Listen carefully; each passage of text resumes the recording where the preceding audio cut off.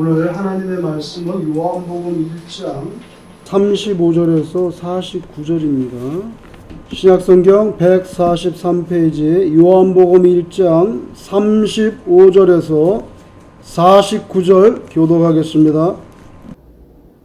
또 이튿날 요한이 자기 제자 중 두 사람과 함께 섰다가 예수께서 거니심을 보고 말하되 보라 하나님의 어린 양이로다.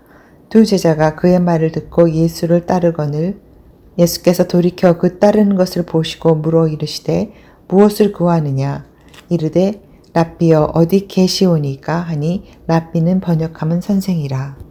예수께서 이르시되 와서 보라. 그러므로 그들이 가서 계신 데를 보고 그날 함께 거하니 때가 10시쯤 되었더라. 요한의 말을 듣고 예수를 따르는 두 사람 중에 하나는 시몬 베드로의 형제 안드레라. 그가 먼저 자기의 형제 시몬을 찾아 말하되 우리가 메시아를 만났다 하고 메시아는 번역하면 그리스도라. 데리고 예수께로 오니 예수께서 보시고 이르시되 내가 요한의 아들 시몬이니 장차 게바라 하리라 하시니라. 게바는 번역하면 베드로라. 이튿날 예수께서 갈릴리로 나가려 하시다가 빌립을 만나 이르시되 나를 따르라 하시니 빌립은 안드레와 베드로와 한 동네 베세다 사람이라.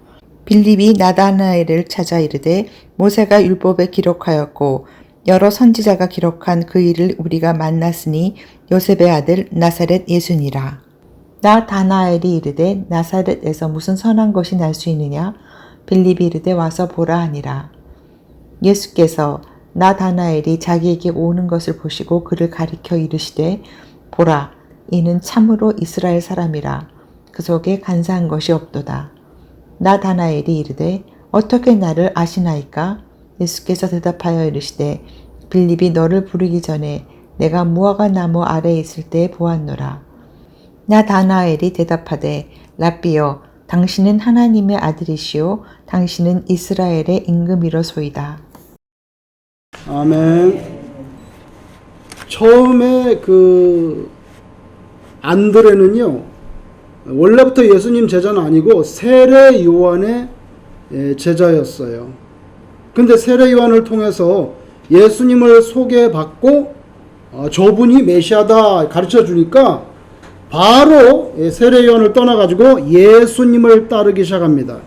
그리고 오늘 본문 41절에 분명히 뭐라고 말했냐면 먼저 자기의 형제 시몬을 찾아갔다는 거예요. 그리고 시몬에게 뭐라고 말하냐면 우리가 메시아를 만났다. 그러면서 그를 예수님께로 데리고 왔어요. 이 시몬이 바로 우리가 아는 베드로인 것입니다. 베드로예요. 그러니까 안드레와 베드로는요, 실제 진짜 브라더지간이에요. 우리가 뭐 교회에서 형제님, 자매님 이게 아니라 진짜 가족이란 말이에요. 그래서 그 안드레가 먼저 예수님에게 가고 이 메시아인 걸 확실히 안 다음에 바로 자기 형이었던 것 같은데 이 브라더에게 가가지고 메시아 만났다고. 그래서 시몬을 데려왔다는 거예요. 그 시몬이 바로 베드로죠. 그러니까 초기 기독교 역사에 있어서 안드레가 없었다고, 만약에 안드레라는 사람이 없었다고 하면은 혹시 베드로도 없을 뻔 했죠. 왜냐면 베드로를 데려온 게 안드레니까. 안드레에게 어떤 은사가 있었다 하면요, 사람 잘 데려오는 은사예요. 사람 잘 데려. 요한복음 6장에 보면은 많은 사람들이 들판에 있는데 해가 지는데 먹을 게 없어요. 남자만 5,000명 이상 모였는데 거기에서 예수님께서 오병이어의 기적을 일으키셨는데 그때에도 한 어린아이와 그가 가지고 있는 도시락 보리떡 5개 물고기 2마리를 예수님께 이렇게 이끌고 와서 소개한 거는 누구냐면 안드레란 말이에요. 안드레란 말이에요. 12제자가 있는데 그걸 한 사람은 안드레예요. 근데 안드레라는 이름은 신약성경에 12번 나오는데 거의 매번 어떻게 나오냐 하면은 안드레 이름이 나올 때 시몬 베드로의 형제 안드레 이렇게 나온단 말이에요. 워낙 베드로가 수제자격이니까 항상 베드로 먼저 언급하고 그리고 시몬 베드로의 형제 안드레 이렇게 나온단 말이에요. 그래서 늘 베드로의 그늘에 숨겨져 있었던 사람이 안드레예요. 잘 드러나잖아요. 근데 오늘 유일하게 여러분 여기 44절에 보면 빌립은 안드레와 베드로라고 안드레 이름이 제일 먼저 나오죠. 베드로보다 먼저. 이게 딱 여기밖에 없어요. 항상 시몬 베드로의 형제 안드레. 그래서 이 형이었던 것 같은데 베드로가 그 베드로 그늘에 늘 묻혀있던 사람이 안드레인데 오늘 여기는 안드레와 왜? 베드로를 누가 데려왔어요? 안드레가 데려왔으니까 여기 요한복음에는요 안드레를 먼저 써주고 있는 거예요. 너무 중요한 인물이에요. 중요한 인물이에요. 그리고 또 요한복음 12장에 가면은 예수님이 예루살렘에 있었는데 그 아마 6월절이었던 것 같아요. 성경에 명절이라고 되어 있는데 6월절인 것 같은데 많은 그 디아스포라들 흩어져 사는 유대인들이 6월절을 지키려 하는데 거기에 헬라 사람들이 왔어요. 헬라 사람들 그릭 몇 명이 와가지고 예수님 좀 만나고 싶다고 그렇게 말하니까 빌립한테 가니까 빌립이 예수님의 최측근 베드로, 야고보, 요한 다 패싱하고 누구한테로 데려갔냐면 안드레한테 데려갑니다. 안드레한테 데려갔어요. 그래서 안드레가 그 사람들을 데리고 예수님께 갑니다. 그 안드레는요 사람 데려오는 그런 은사가 있어요. 사람 데려오고 있어요. 자, 그래서 안드레와 베드로가 주님의 제자로 부름을 받았는데 오늘 성경에 보니까 그 이튿날 그 다음날 본문 43절에 보면 예수님은 다시 베드로의 형제와 한 동네, 그러니까 안드레 베드로와 같은 동네에 살고 있는 빌립이라는 사람을 만나요. 그래가지고 예수님께서 나를 따르라. 그래서 빌립을 제자로 삼아주셨어요. 주님을 만난 빌립은 바로 나다나엘을 찾아갑니다. 나다나엘을 찾아가서 뭐라고 말하면 모세가 율법에 기록하였고 여러 선지자가 기록한 그 일을 메시아죠. 그 일을 우리가 만났으니 누군지 알아? 요셉의 아들 나사렛 예수였어. 그래가지고 나다나엘도 예수님께 오게 되잖아요. 그죠? 이거 빌립이 나다나엘을 이제 전도한 건데 여러분 예수님의 12제자 명단 가운데 바돌로메라는 사람이 나와요. 바돌로메 12명 가운데. 근데 바돌로메가 누군지 잘 몰라요. 근데 예수님의 12명의 제자 명단이 복음서에 3번 나옵니다.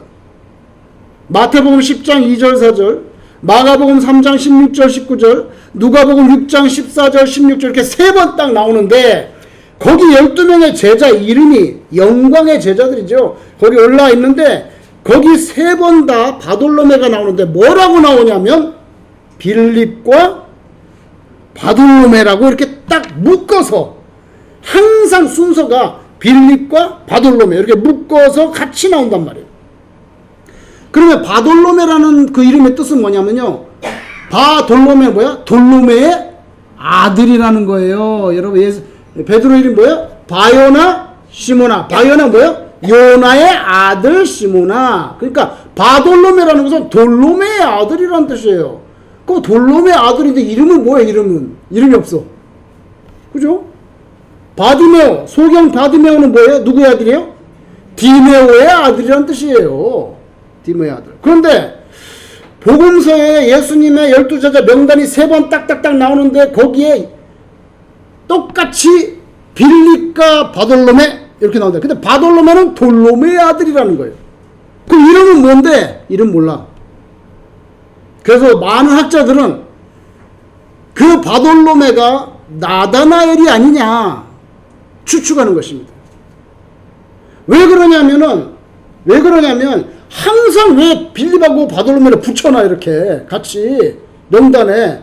예를 들면요 뭐 시몬 베드로의 형제 안드레처럼 붙여놓는단 말이에요. 이렇게 순서 나올 때 꼭 빌립과 바돌로메. 바돌로메 누구냐는 거예요. 그래서 많은 학자들은 빌립이 전도한 사람이 누구예요? 나다나엘이잖아요. 그래서 바돌로메가 나다나엘이 아니냐고 강력하게 추측을 하는 거예요. 그거 왜 그러냐면요. 그러면 원래 이름이 뭐예요? 바돌로메 뭐예요? 나다나엘. 아시겠어요? 바요나 시몬처럼. 그죠? 아시겠어요? 바요나 시몬처럼 원래 이름이 뭐예요? 바돌로메 나다나엘인데 너무 길잖아. 이게 너무 길죠. 바돌로메 나다나엘. 그러니까 떼버리고 바돌로메만 해도 다 아니까 자기네끼리는. 그래서 학자들은 이게 그 빌립과 바돌로메 할 때 요게 바로 나다나엘이 아니냐. 왜냐하면 항상 묶어서 나오는데 그렇게 묶어줄 만한 사람은 나다나엘이 두드러진단 말이에요. 그죠? 예수님 공동체 초창기 형성에 있어서 안드레는 자기 형제, 진짜 브라더예요. 진짜 브라더. 베드로를 전도했고요. 빌립은 나다나엘을 전도했습니다. 나다나엘은 빌립 전도에 대해서 처음에 소극적이었죠. 그렇지만 예수님을 만나고 난 다음에 완전히 변해가지고 예수님 메시아인 거 고백했죠. 빌립이 나다나엘을 설득할 때 긴 말하지 않았어요. 와서 보라, come and see. 그래서 나다나엘이 예수님께 찾아왔고 그는 신자가 됐습니다. 제자가 됐어요. 근데 오늘 본문 46절에 빌립이 나다나엘 전도할 때 어쩌고저쩌고 잔소리하지 말고 그냥 와서 보라고 come and see 그렇게만 말했는데 이 말은 사실 벌써 이미 예수님이 하신 말씀이에요. 그죠? 여러분 오늘 1장 39절에 읽었단 말이에요. 예수님이 세례요한의 제자들이 올 때 뭐라 말했습니까? 뭐라 말했어요?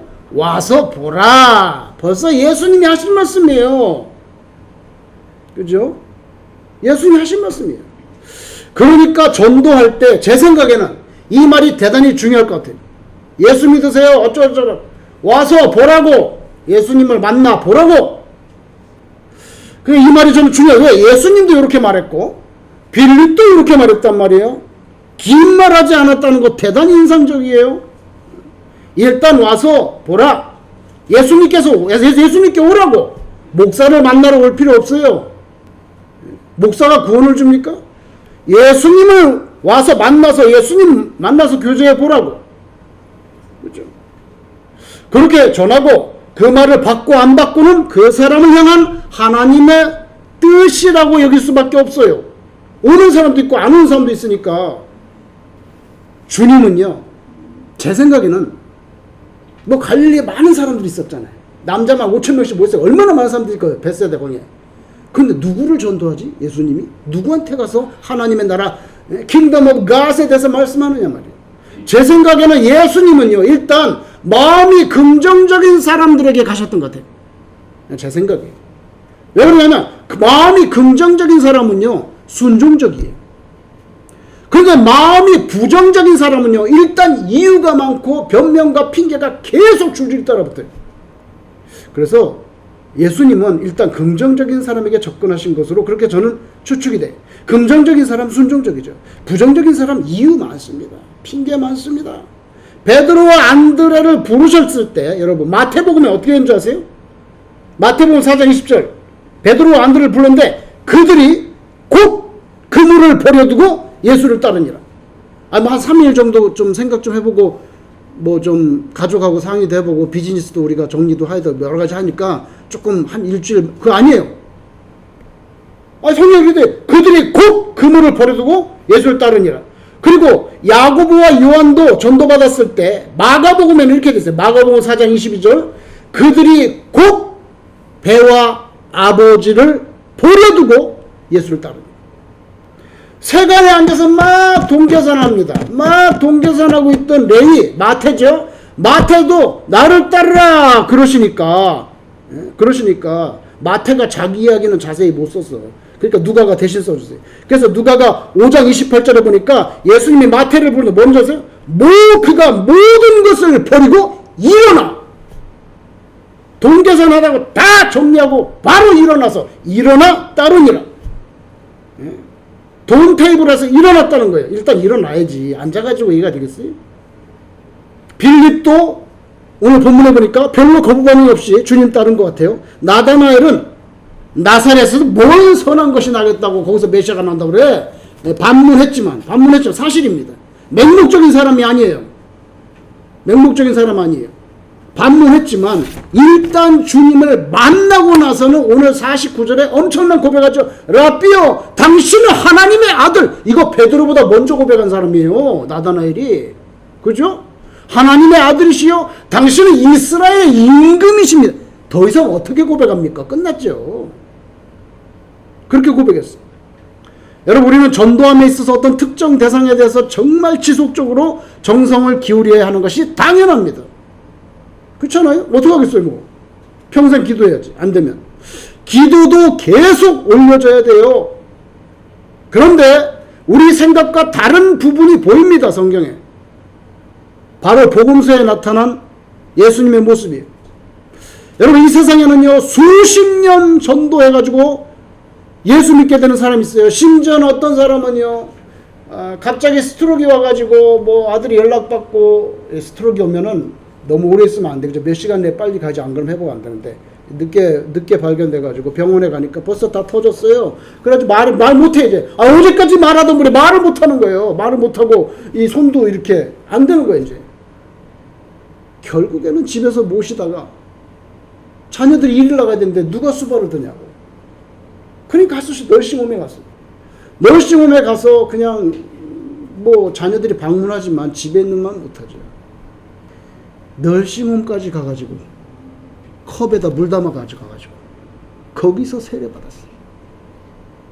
평상시에 교회에 나오라 할 때 안 나오고, 나와도 안 받고, 꽁무니 빼다가 말도 못하고 눈동자도 잘 못 돌리고 이렇게 손발도 어눌할 때, 숨이 꼴까닥 넘어갈 때, 그럴 때 구원받은 사람도 있어요. 예수님을 구주로 영접하십니까? 만약에 영접하시면 눈을 깜빡거리거나 고개를 끄덕끄덕 하세요. 뭐 이렇게 해가지고 간신히 수십 년 전도해가지고 예수 믿는 사람이 있어요. 그런데 어떤 사람은 단 한두 번 만에 전도하는데 복음을 바로 받아들이는 사람들이 있어요. 제가 아는 어떤 장로님은 대학교 시절에 혼자 방에 딱 누워있는데 갑자기 이런 생각이, 대학생인데, 난 교회를 가봐야 되겠다. 아무도 전도하지 않았어요. 그날로 그냥 교회 가가지고 자기가 예수 믿은 거예요. 그래서 아무리 봐도 하나님께서 구원할 백성은, 구원할 영혼은 만세전에 예정하시고 부르신다는 말이 맞아요. 그 말이 맞아요. 어떻게 갑자기 방바닥에 누워있다가 나는 교회를 다녀야 되겠다. 자기 혼자 생각해. 그래갖고 장로님이 됐어요. 얼마나 신앙이 훌륭한지 몰라요. 인격이 뭐 예수님 거의 아래 수준으로 인격이, 그런 장로님을 만나보기가 어려워요. 그런 장로님이 되셨어요.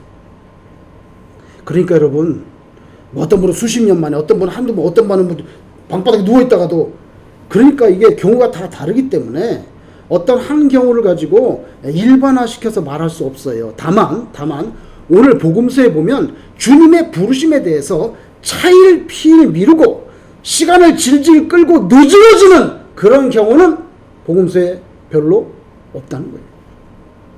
없어요. 뭐 우리 아버지 장례 좀 지내고 온다, 뭐라 그랬어요? 허락했어요? 죽은 자들로 하고 너는 지금 날 따라. 쟁기를 가지고 뒤를 돌아보는 자 나한테 합당하지 않아.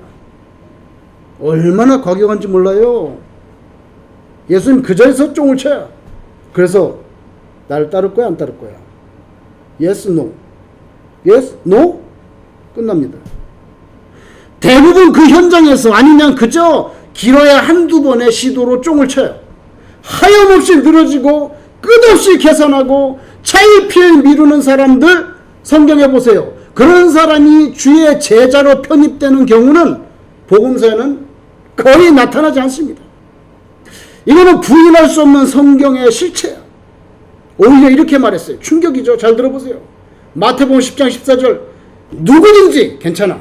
가리진 않아. 나는 대상 가리지 않아. 그러나 누구든지 너희를 영접하지도 아니하고 너희 말을 듣지도 아니하거든 그 집이나 성에서 나가 너희 발에 먼지를 떨어버려. 얼마나 과격한 말씀입니까? 누가복음 10장 10절에서 11절 또 말씀하셨습니다.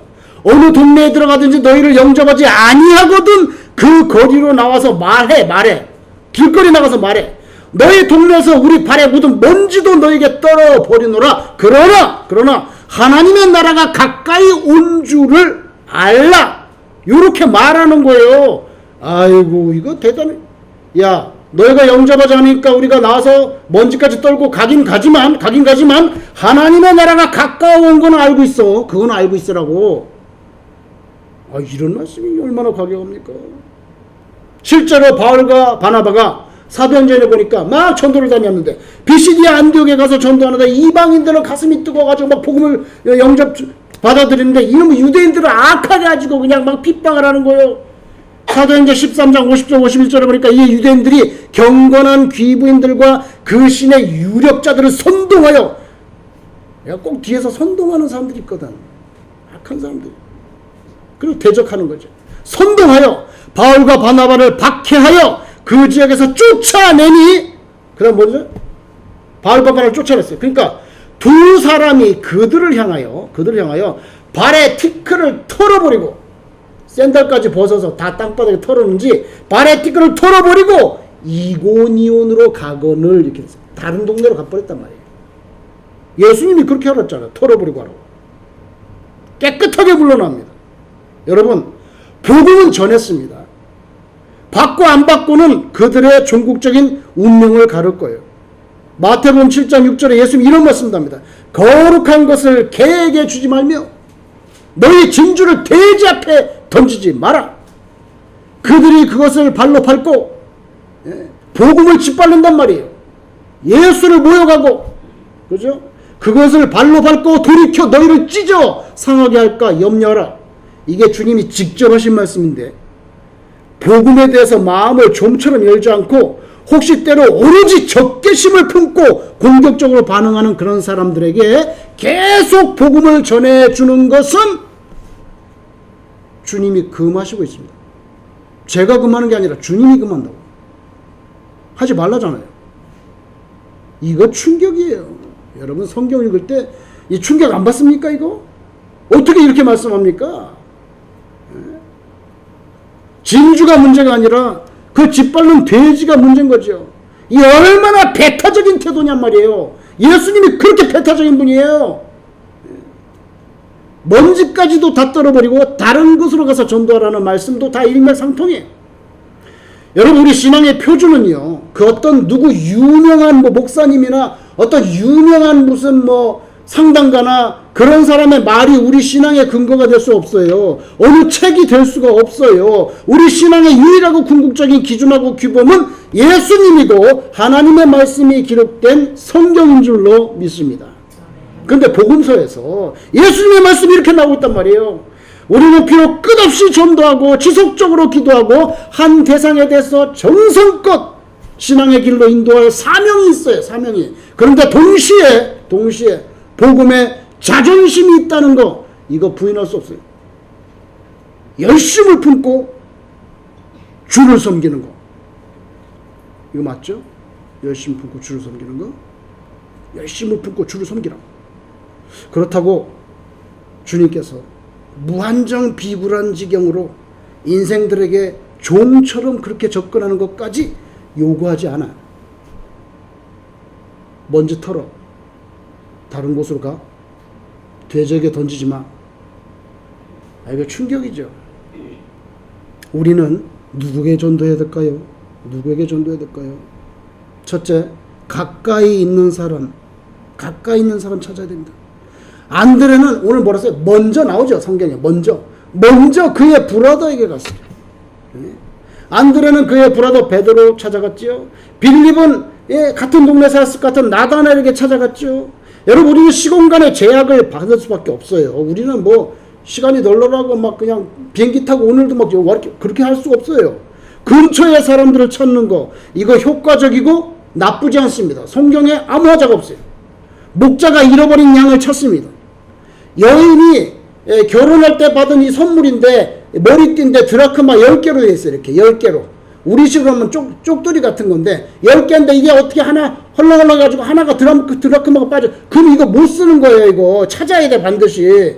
그죠? 그래서 그 여인이 계속 빗자루 가지고 방을 쓰잖아. 이거 어디 갔지? 이거 없으면 이거 다 9개 다 그냥 이거 무용지물인데 반드시 찾아야 되는 거예요. 그리고 또 아들 둘이 있었는데 두 번째 아들 말씀 피우고 멀리 가가지고 탕진하고, 그래서 아버지가 맨날 나가가지고 기다립니다. 그죠? 아들이 돌아왔을 때 아들은 아버지 발에 키스하려고 했지만 바로 그냥 끌어안아 버렸죠. 발에 키스할 기회 주지 않았어요.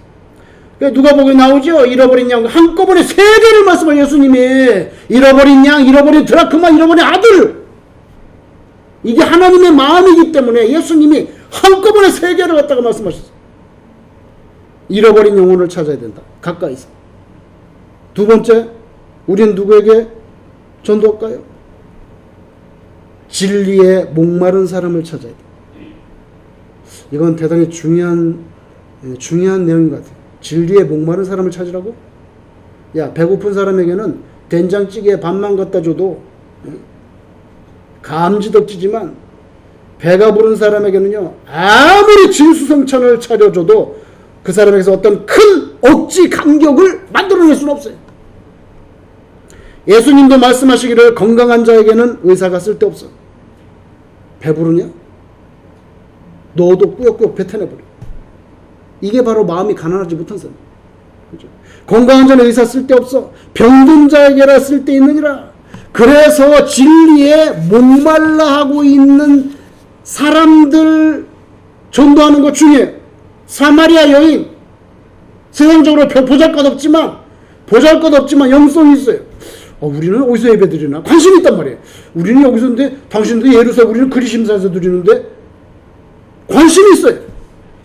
진리에 대해서 관심이 있다고. 또 진리에 대해서 궁금해서 영생에 대해서 밤중에 찾아와서 니고데메 찾아왔죠. 예수님 만나줬어요. 왜? 진리에 대해서 관심이 있기 때문에 만나줬어요. 단번에 주님을 영접한 삭개오, 그날로 바로 영접했어요. 주님, 제가 재산이 좀 있는데 장부도 좀 정리 좀 하고 한 달 내로 바로 제가 연락드리겠습니다. 아닙니다. 밥 먹다 말고 일어나가지고 내가 토색한 거 있으면 4배나 갖고 밥 먹다가 일어났어. 단번에 주님을 영접한 삭개오.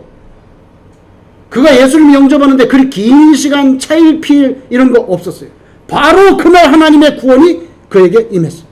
사마리아 우물가 여인 어땠습니까? 예수님 만나고 항아리 놔두고 바로 사마리아로 들어갔죠. 난 메시아 만났다고. 그죠? 그날로 주님 영접했어요. 사도행전 8장에 에디오피아 내시가 나옵니다. 에디오피아 내시가 성경에 보니까 모두 국고를 맡았다고 그러니까 뭐 재무부 장관쯤 되는 최고위급 에디오피아 인사였는데, 이 사람이 그렇게 막강한 권세와 돈이 많은 사람이겠지만은 진리에 대해서는 목말라 하는 영혼이었어요.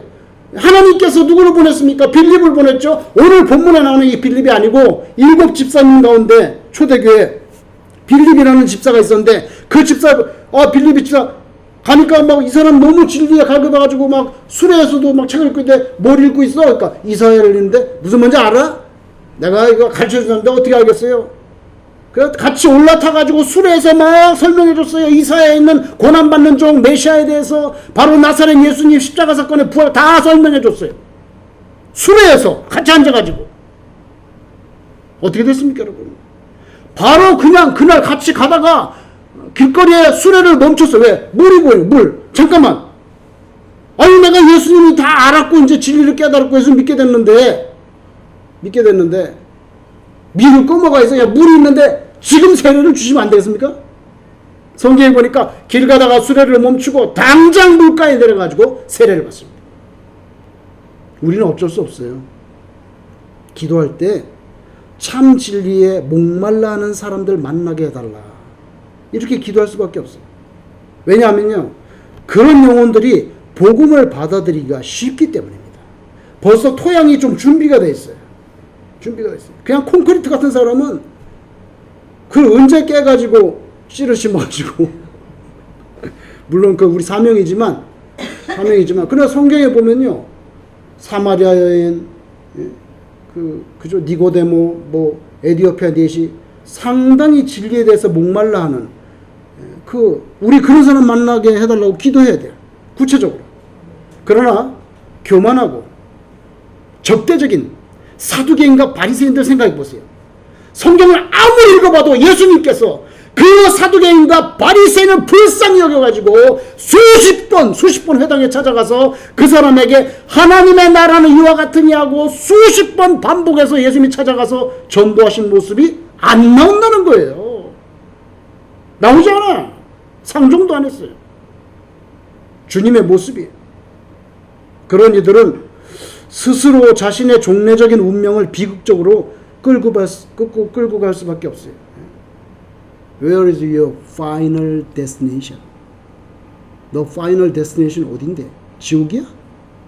천당이야? Yes? No? 예수님 지금도 사람을 찾고 계시죠? 우리가 바로 그 주님처럼 살 수밖에 없어요. 왜? 우린 예수 믿는 사람이니까. 옛날에 한국에서 보면요, 매일 그 신문이 들어오잖아요. 아침이나 뭐 조간, 석간 이렇게 신문을 들어보고 신문을 탑해서 광고지가 막 나오는데 거기 보면 요만한 게 꼭 뭐야? 사람을 찾습니다. 요런 게 들어옵니다. 그러면 실종된 자녀, 가족을 찾는 사연이 거기 적혀 있는데 보통 사람은 그냥 보지도 않고 보여요. 보지도 않고. 보이고 아니요 저쪽 방바닥에 치거나 아니요 바로 쓰레기통에 집어넣죠. 그렇지만 그 사람을 찾는 찾는 가족의 마음은 얼마나 간절하겠어요. 혹시라도 누가 전화 한 통화나 올라나 잃어버렸을 때 이 아이는 나이는 몇 살이고 그 헤어진 장소는 어디서 헤어졌는데 바지는 무슨 색깔 입고 있었고 실종됐을 때 얼굴에는 어떤 머리가 어떻게 돼 있었고 상세하게 설명했습니다. 얼마나 다시 찾게 되기를 학수고대하겠냔 말이에요. 목자가 어린 양을 찾으려고 가는 거랑 똑같아요. 하나님의 마음이 그렇죠. 때로는 다른 그 누구를 찾는 게 아니에요. 바로 나를 찾죠. 바로 우리를 찾으시는 분이 하나님이에요. 이거 기억해야 돼. 또한 우리 주변에 성삼일체는 전혀 모르는 사람들, 그 영혼들 하나님이 찾지 않습니까? 지옥이 아니라 천당에 들어가기를 얼마나 바라시겠습니까? 지옥하고 천당이 지금 왔다 갔다 하는데 밥이 맥혀? 국수가 넘어가 지금? 이 절박한 마음이 하나님 마음 아니겠어요? 성경을 보면 창세기부터 요한계시록까지 계속 사람을 찾는 하나님의 모습이 나타납니다. 그 마신 선악과 먹고 숨었죠. 나무 밑에. 아담아 어디 있느냐? Where are you? 인류에게 던진 하나님의 최초의 질문. 너 어디 있니? 그 다음 두 번째 질문 뭔지 아세요? 가인에게 던져. 네 동생 어디 있냐? 아벨을 죽였을 때. 동생 어디 있냐? 그죠? 창세기부터 시작해서 요한계시록까지 요한계시록에 하나님의 아들 예수께서 속히 오실 것을 말씀하면서 상 줄 사람을 찾는다는 거예요. 올 건데 이제 상을 줘야 되는데 누가 상을 받은 말 상 줄 사람을 찾는다는 거예요. 요한복음에 지난번에 말씀드린 것처럼 하나님의 아버지 누구 찾습니까? 하나님 아버지는 성령과 진리 안에서 그죠? 안에서 예배하는 자를 찾습니다. 하나님께서 어떤 사자, 어떤 코끼리, 어떤 독수리, 어떤 고래나 사슴을 찾는다는 거 성경에 보셨어요? 하나님이 어떤 수백 년 동안 계속 지어지고 지금도 짓고 있는 웅장한 그런 성당 건물이나 무슨 유명한 건축상 디자인상 받았다고 하는 교회 건물 찾고 있는다는 거 성경에서 보신 적 있어요? 없습니다. 하나님이 찾으시는 것은 오직 사람이에요. 오직 사람. 왜? 하나님께서 직접 숨을 불어넣어 주시고 영혼을 주신 존재는 사람뿐이기 때문에 그 어떤 동물이나 식물이나 뭐 어떤 벽돌이나 종탑에다 대고 하나님께서 숨을 불어넣어서 영혼을 주신 적이 없거든요. 숨을 안 불어넣기 때문에 숨을 찾을 필요가 없어요. 사람밖에 없어요. 그러니 하나님은 결국 영혼을 찾으시는 거죠. 우리는 어떻습니까? 좀 더 좋은 예배 처소를 찾습니다. 좋은 건물을 찾습니다. 그러나 정작 하나님은 사실은 관심은 없을 거예요. 하나님은 건물이 아니라 사람을 찾습니다. 영혼 없는 빌딩을 찾지 않아요. 하나님은 영혼 있는 생명체 잃어버린 양을 찾는 거죠. 양을 찾는 거죠. 어쩌면 우리는요, 비유하자면 예수께서 말씀하신 대로 이거 뭐 머리띠에 이거 10개가 붙어 있었는데 하나 빠져 9개니까 이거 못 쓰고 다닌단 말이에요. 그 여인이 그걸 꼭 찾아야 되는 빗자루 계속 쓸죠. 그것처럼 하나님께서 잃어버린 영혼을 찾는다는 거예요. 그죠? 그 비유에서처럼 어쩌면 우리는 그 한 드라크마를 잃어버린 여인이 하루 종일 빗자루를 가지고 그 드라크마 동전 하나를 찾으려고 쓸고 또 쓸어보듯이 우리는 하나님이 사용하시는 빗자루라는 거지. 빗자루. 근데 그 빗자루라는 게 숱이 성기게 다 빠져가지고 쓸어도 쓸리지가 그냥 쓰레기가 듬성듬성 그렇게 잘 쓸리지 않는 그렇게 정밀하지 못한 그런 빗자루가 아니라 아주 주인 마음에 쏙 들게 잘 쓸리는 그런 빗자루가 되셔서 주변에 잃어버린 그런 드라크마들 다 찾아낼 수 있는 우리 살렘교회 저와 여러분 되시기를 주의 이름으로 축원합니다. 기도하겠습니다.